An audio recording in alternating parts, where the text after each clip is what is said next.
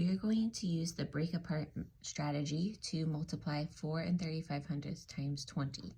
2 times 10 equals 20. So if we first multiply 4 and 35/100 times 2 and take that product and multiply it by 10, using our place value chart to move our digits one place to the left, we will be able to get our answer.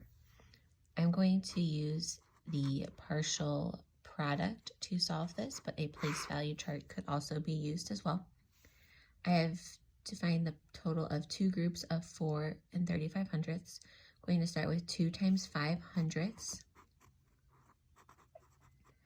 and that equals 10/100, which has a value of 1/10. And next I do 2 times 3/10.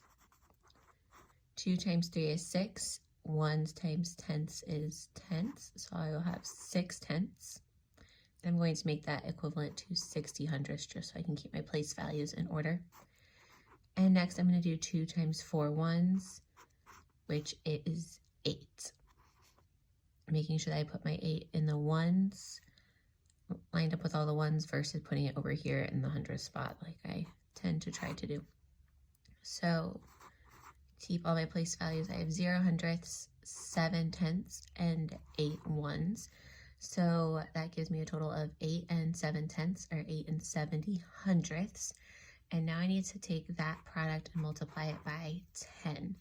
So I'm going to put my digit 8 in the ones place and the 7 in the tenths place. When I multiply by 10, I move my digits one place value to the left. So now instead of having 8 ones, I have 8 tens, since 8 times 10 gives me 80. So I'll give me a value of 80. And then 7/10 times 10 is 7 ones, which has a value of 7. And 80 and 7 more is 87. So 4 and 35/100 times 20, it has a product of 87.